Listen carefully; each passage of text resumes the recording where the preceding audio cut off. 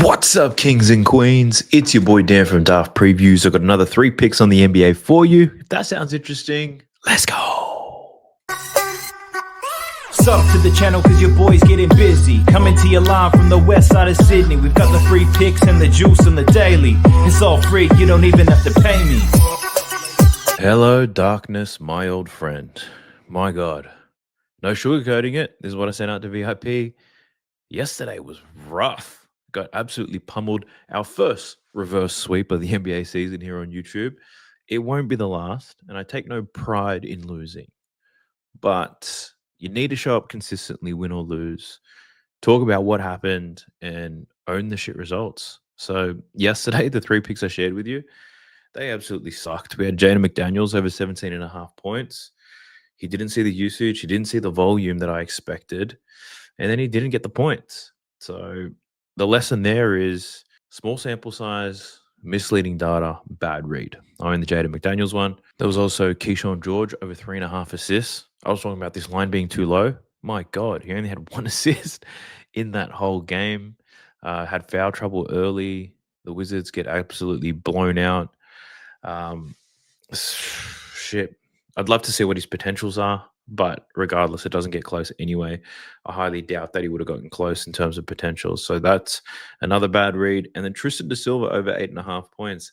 A little bit disappointed this one lost because it was the perfect matchup.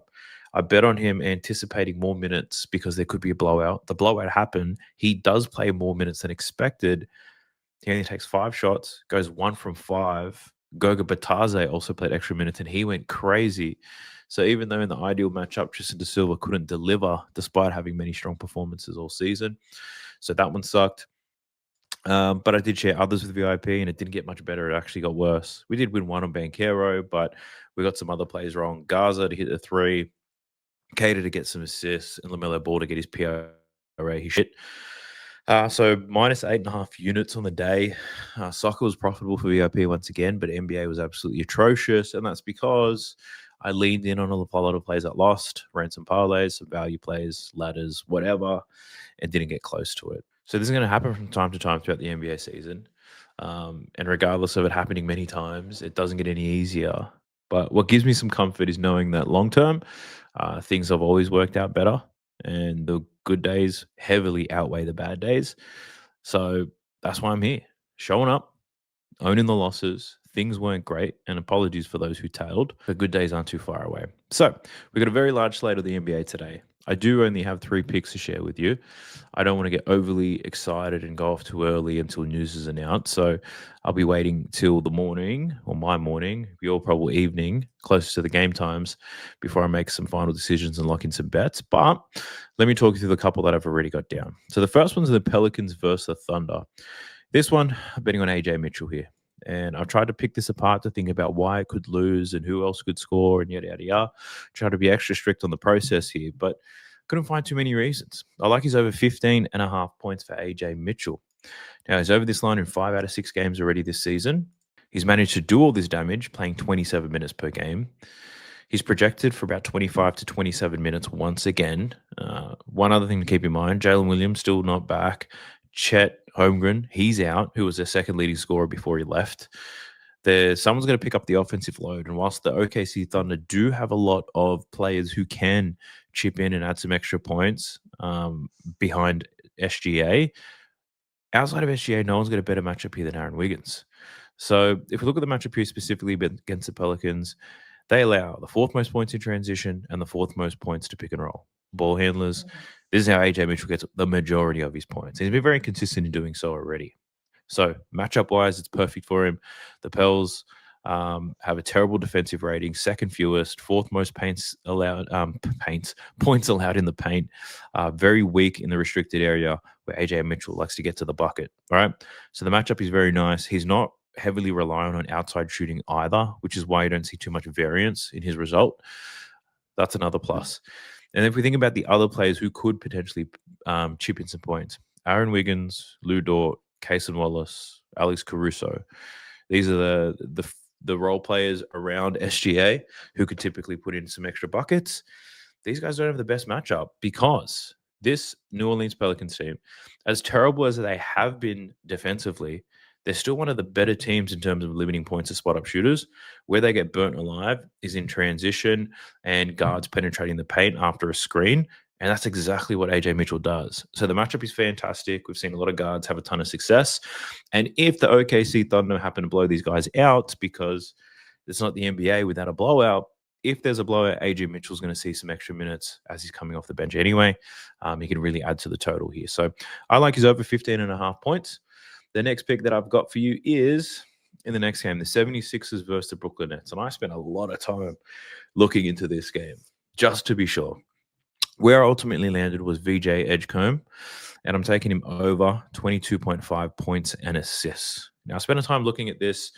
I pretty much looked at all the tape for all the games for Edgecombe, Maxey, Kelly Oubre, Quentin Grimes, with Embiid, without Embiid. I really studied everything, and I looked into this Brooklyn defense to figure out what the hell's going on and who's really got the best matchup here. Ultimately, I think the three of them could all do well. I do have a bet on Edgecombe. We'll go through some leans later, and I'll give you some more details about the others. So, firstly, in terms of his scoring, he's been scoring 21 points per game over these 5 games. Covered this in 2 out of 5. The game he went completely over this for 26 against Orlando. That was with Joel Embiid sitting. No Joel Embiid again in this game. So naturally, we'll see an increase in his usage. This first game of the season where he scored 34, that was where Joel Embiid was terrible. So they got a lot of production from their guards. So he had a great game there. Things kind of have dipped since. His last 2 games, usage rate quite low, 14 and 13%. But these are also games where Joel Embiid has been, I wouldn't say dominant, but he's been much better offensively and soaking up a lot more of that usage. Now with no Joel Embiid, looking at the on-off court numbers, so this is not just the one game Joel Embiid missed. This is like whenever Joel Embiid is not on the court, VJ Edgecombe actually sees the biggest increase in his points output out of all the players on the 76ers. And for a line to still be at 17.5, keeping in mind, his line closed at 17.5 against the Celtics, and that was with Embiid in the lineup. No Embiid, extra scoring opportunities for Edgecombe. So if you can't get the points and the assists, the points is definitely something that I would look at. In terms of the matchup, it's a very good one. The Brooklyn Nets, they allow the 4th most points to spot up shooters. They allow the most points in transition. They get murdered in the paint. They allow the 7th most points to guards. All signs kind of point to yes. The reason why I've added the assists on here is, one, he's been extremely consistent in getting these assists. But then watching the tape closely, looking at this 76ers offense, even though Maxey's the point guard, looking at how they play offense, Maxey and Edgecombe, they're typically doing the exact same thing on offense, really. The only difference is Maxey has a higher usage rate. So a lot of their assists kind of come in the flow of the offense. Like if you look at their numbers for both Maxey and Edgecombe, they don't have high potential assists compared to what their assists are. But they seem to be very consistent in getting and generating these assists purely because of the volume of passes that they make. So they make a lot of passes, and oftentimes they'll get their assists to people who are just catching and shooting. Those are traditional potential assists into assists. But then they just have these plays, not even plays, but they just swing the ball around the perimeter. Someone like a Kelly Oubre will catch it. Someone will come to close out. You attack the closeout, drive to the basket, 2, 3 dribbles, whatever, and make the layup. So a lot of the times these are being credited as assists. Plus, they also run out in transition as well. So whoever gets the outlet pass kind of just goes all the way. So whoever passes it to them gets the assist regardless of how many dribbles. What I'm saying there is the assists at this number, relatively low. Wouldn't play the assists at these odds. That's why I'm combining the points and assists, taking it at 22.5. I honestly like this look for both VJ Edgecombe and Tyrese Maxey. Edgecombe, lower usage rate, much lower line. The other thing I'll call out here is the Brooklyn Nets have a history of being great at limiting points to pick and roll ball handlers. They do a lot of double teams, a lot of blitzing, and Tyrese Maxey, if anything, runs a lot more pick and roll sets than VJ Edgecombe. If the Nets, I assume, will do this, given that Tyrese Maxey scoring like 37 points per game. I think they'll hedge him. They'll look to get the ball out of his hands a little bit more. He'll find VJ Edgecombe, which is going to give Edgecombe more opportunities to attack some weak sides and stuff like that. So I think Edgecombe's in a really prime spot here. I do like him. That's why I'm taking the over 22.5. But if that's not available, I think the points at 17.5 is a good look. I wouldn't be too worried about the last 2 games where he's gone under. Like I said, usage rate has been low, and Joel Embiid has been soaking up a little bit of that time. So that's that one. And then my last one, skipping a lot of these games here because I still want to dive through them. I feel like this one's a bit of a no-brainer for me. It's just to take Luka Doncic over his points now. 32.5, a little bit of juice. I took this at 33.5, but I don't want to miss this hot run of Luka's without having a taste of it. I just think he's playing out of his freaking mind right now. 45 points per game. I only played 3 games this season. I get it. His usage rate is ridiculously high. A 42% usage rate this season. 42% is insane. So he's just going to have the ball in his hands that often. Matchup with the Miami Heat. It's not the easiest matchup in the world, but it's not a hard one either. Like, as a team, the Miami Heat have the 3rd best defensive rating this year. But in terms of defending Luka, it's not that great. They're not great at defending the pick and roll. They still foul a lot, give up a lot of free throws. They still allow points to spot up shooters. They're not super elite at any one thing, specifically defensively. Just as a team, they're good. So they don't have a specific point of attack defender, I think, capable of stopping Luka. They've got Davion Mitchell, who's clearly too small for Luka Doncic. They have Andrew Wiggins, who has the height, the length, but not the strength to stop a Luka Doncic. So I really think they're going to force Luka to beat them, and Luka's going to be down to do it. So I think Luka continues to do what he does. I think he probably gets a 40 ball here, provided Luka does the 20 to 25 shots that he has been taking and baits his way to the free throw line. I can't ask for anything more. So I'm betting on this one so I can tune into it. Last game of the day, watch Luka get some buckets, hopefully get me a win because I desperately need one, and then get the hell out of there. But in all seriousness, the matchup is not a bad one for Luka. He's had more difficult matchups so far this season. He's had harder matchups. This is a home game in LA. I think he and Austin Reeves, they carry the Lakers in this one. I think the Lakers win. Both Austin Reeves and Luka Doncic put up ridiculous stat lines, which is what they have been doing. I'm not overthinking this play. I just don't see the Heat doing anything specifically to slow down Luka.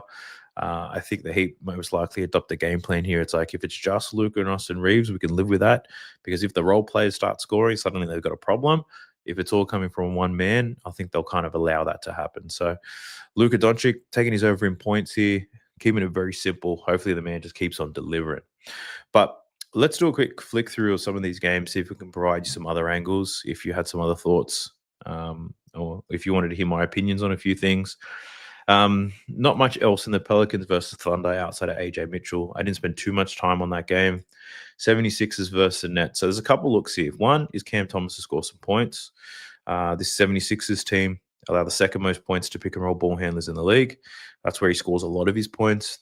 The reason why I'm probably not betting it just yet is, like, Cam Thomas is extremely hot and cold. Like, he's a variance guy waiting to happen. He can give you 35, 40, but he can also give you 15. So high variance when you're looking at Cam Thomas, but the matchup is nice. You do have MPJ as well, and I'd say he's probably a little bit more consistent than Cam Thomas, but his matchup is not a great one. But he's probably a little bit more efficient in terms of scoring than Cam Thomas is. But on the Philadelphia side, Tyrese Maxey assists. That's one thing that I liked at 7.5. I looked at all the assists he's made this season. I was quietly surprised because I was looking through them all and I was like, he's not really creating anything. He's just simply moving the ball. But because his usage rate is that high, he could walk into a lot of these assists. If he just passes it to VJ Edgecombe and Edgecombe goes to work, he gets the assist. Same thing with Kelly Oubre. So, and they also push and transition quite a bit, the 76ers. So Maxi assists at this price, I think, is pretty good. That was definitely one lean. And the other one is Kelly Oubre. Kelly Oubre is a rebounder. Over this line in 3 straight games, rebounding like a beast. Up against the Brooklyn Nets, I think he could have a decent job rebounding the ball. The next game, Jazz versus the Hornets. I think there's a lot of opportunity in this one. The first one, we're looking at the Hornets.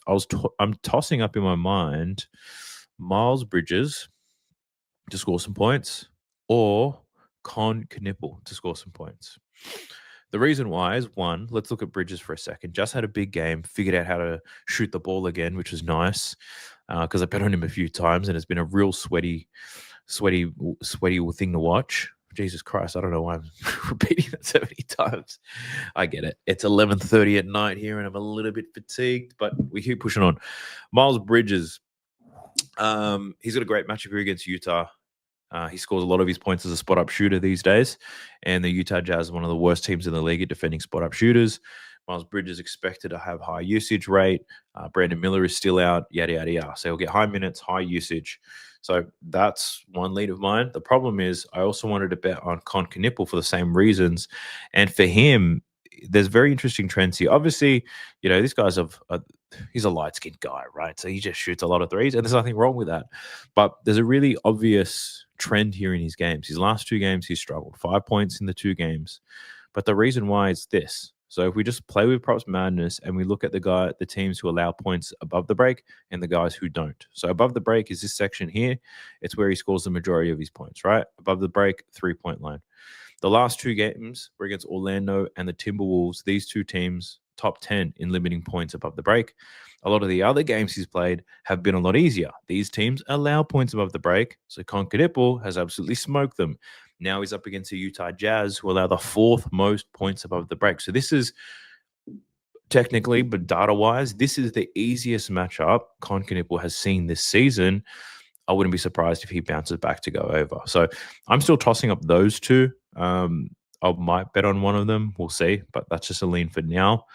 The other one is Keontae George. I like his assists. The problem is 7.5 assists is not always available everywhere, but if you do catch it at 7.5 assists, I think it's a great look over in every single game. Great matchup here against the Hornets, who allow the 3rd most assists, 3rd worst defensive rating. I think that's too low given how well he's been playing and the amount of potential he has. What else do we have?